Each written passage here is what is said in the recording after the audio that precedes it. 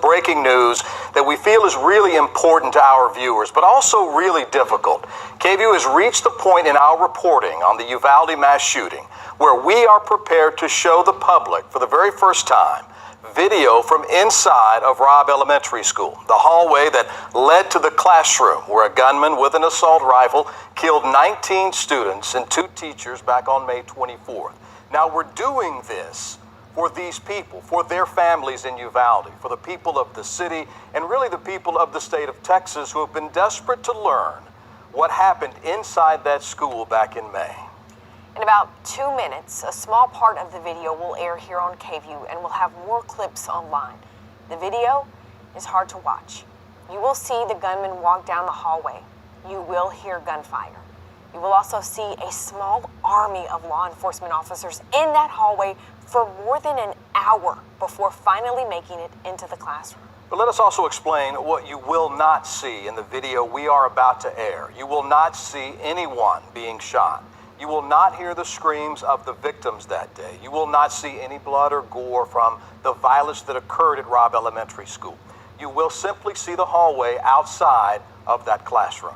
Now, there have been calls from all parts of government and law enforcement to release this video, the audio and the video, to the public. Just yesterday, in fact, Governor Greg Abbott spoke with us here live on KVUE and called for it to be released. That video needs to be released, as well as the audio. So there's both audio and video of exactly what happened in that school, and everything that does not contain images of those who lost their lives and the victims should be released to the public. As you know, reporters have seen it, stories have been written about it. There is no law enforcement reason that I can see why that video should not be released. And I'm urging the Department of Public Safety and the head of the State House Committee looking into the shooting are also supportive of the video being released. State Representative Dustin Burrows says he plans to release it Sunday after meeting with families in Uvalde. And the families of the Uvalde victims are literally marching in the streets calling for transparency. KVUE and our sister station in San Antonio have been in contact with some of the victims' families. All but one we've talked with are in support of this video being released. Senior investigative reporter Tony Plahesky is here with us now to walk us through the video. Tony, you've seen this. According to your sources and reporting, you were able to obtain this video. We know it's going to be difficult. You know firsthand it's difficult to see what's on this video. So kind of peel back the reporting, if you can, on the curtain here of the video, the calls for its release, and why it's important to show the video to the public. Well, as we first reported about 2.5 weeks ago, I was able to view the video in a private setting, but more recently we have been able to obtain the video. As you can imagine, given the gravity of this situation, we have spent time going through it very carefully. We want to bring as much information as we can to the public and, as you mentioned, to those family members in Uvalde who have been seeking additional information. Again, just before we begin showing it, we do want to warn people once more. As I have been saying for 2 weeks now, this video is very disturbing. It is very difficult to watch. But at this point, I think we should begin showing our first portion. We've divided it into several clips, edited clips. Of course, we're not going to show all 77 minutes of it.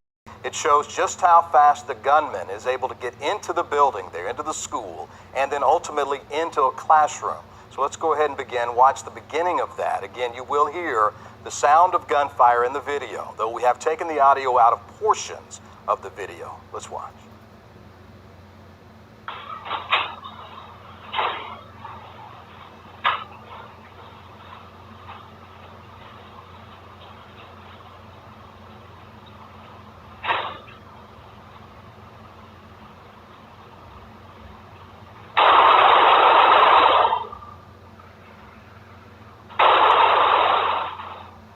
Again, we know now that that gunfire went on for about 2 minutes inside that classroom. Brian and Ashley, I've been talking about it publicly several times now, but I think obviously one of the most striking images there is watching that small child emerging from the bathroom, peering around the corner and knowing that an armed gunman was in his school. And of course, just seeing with the ease and casualness that the gunman entered the school, walked down that hall into that classroom. And for about the next 3 minutes of the video that we've obtained here at KVU, you can hear the burst of gunfire. You could hear screaming coming faintly from down that hallway. Again, that video from a surveillance camera mounted on the wall there at Robb Elementary School. Looking down to the hallway, you could see the gunman enter the classroom, which was there on the left-hand side, and immediately upon entering that, you could hear the gunfire. We do know that the children and teachers were in that classroom at the time. And it's really shocking with the ease with which he walked right into the hallway to get in there with no one really other than that child seeing him as he entered the hallway.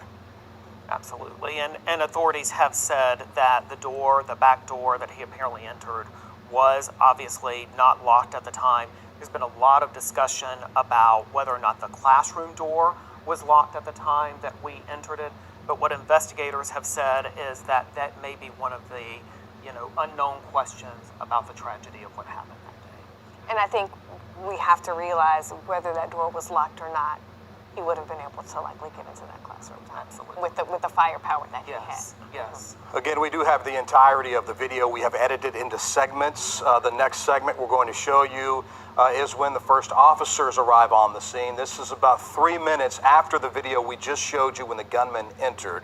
So Tony, if you can, take us through kind of what we're seeing in the video as the officers arrive there into Robb Elementary School. You can still hear the shooting in the background. So we know about 3 minutes after this happened that a number of officers from the Uvalde City Police Department as well as from the school district arrived. About half a dozen officers, at least one with a rifle that we can see, protective vests on. More and more begin to arrive there. They initially pursue the gunman. You can see them go in the hallway there toward the classroom where the gunman was. They were then, you could hear, met with a blast of gunfire there. We assumed that was the gunman firing back at them from inside the classroom. They scattered and then retreat as well, Ashley, through the end of the hallway. And you can see them kind of taking up cover there on that end of the hallway.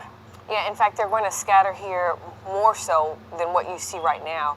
Yeah, they actually, at this moment, have not made their approach. They're just about to do that when there is an exchange of gunfire.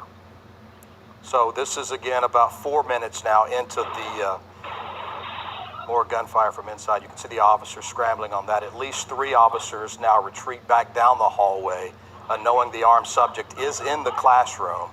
And I think this is the part when families are going to understand the officers were there inside the building within minutes of the gunman entering the classroom. They will stay in this area for about, Tony, the next 45 minutes? That's right. Police officers is to do anything at that point to try to save the lives of innocent people. And again, when we look at that video, we see them being pushed back. But I think what is going to be so difficult for people to grapple with is what happens next. Well, and not only that, is the fact that they are aware that there are gunshots. They're aware that there is shooting happening as they are standing in the hallway. That's right, Ashley. All right, so let's look at this next segment here. This is actually a time lapse. So we have sped this up because not a lot happens for a period of time, for about 45 minutes. Tony, what are we seeing happening? Well, over that next 45 minutes, we see a number of officers arrive. We see added protective gear arrive. We see high-powered weapons arrive. Here, we're talking about law enforcement officials from a variety of agencies. The Uvalde City Police Department, the school district, the Uvalde County Sheriff's Office, the Texas Department of Public Safety was there. Federal agents were there, a number of federal agents were there, and so when Colonel Steve McCraw, who heads the Texas Department of Public Safety, describes this as an abject failure of law enforcement, he wasn't just referring to one agency. He was referring to law enforcement as a whole that, again, in his words, failed to act in a timely manner, again, as those gunshots were happening. One thing I do want to point out is during that time that you see that time lapse, there is additional gunfire coming from the shooter. So Ashley, to your point earlier, they knew that there was active shooting, or should have known that there was active shooting going on at that time. Additional point that I wanted to make too is that we don't know why they responded or didn't respond the way they did. We are seeing for the first time that they in fact did not respond for more than an hour after trying to make that initial entry into that classroom. But what is still unexplained, and what the story that this video does not tell, is why. And certainly a lot of finger pointing has been at the school district police chief, but at the same time, I think people are going to have a very difficult time reconciling that there was that many police officers in that hallway, and yet no movement was made until 12:50 p.m. Keep in mind that the gunman entered the school at 11:33 a.m. We should also point out on that time lapse, you saw the time lapse, but we were also showing you an alternate view as well, stuff that was happening outside. Again, more law enforcement outside the school as well, right? Absolutely. And you see them talking on their cell phones. You can see them texting. At one point, they are clearly looking at what appears to be a markup of the school, a diagram of the school and of that hallway. But the great unanswered question is why they did not take more aggressive steps sooner, with experts telling us over the past several weeks that in a situation like that, what law enforcement is trained to do are take any steps, possibly going through a window, going through the roof, ripping out sheetrock. One expert said even if you must drive a car into the building, you have to do something to stop an active shooter.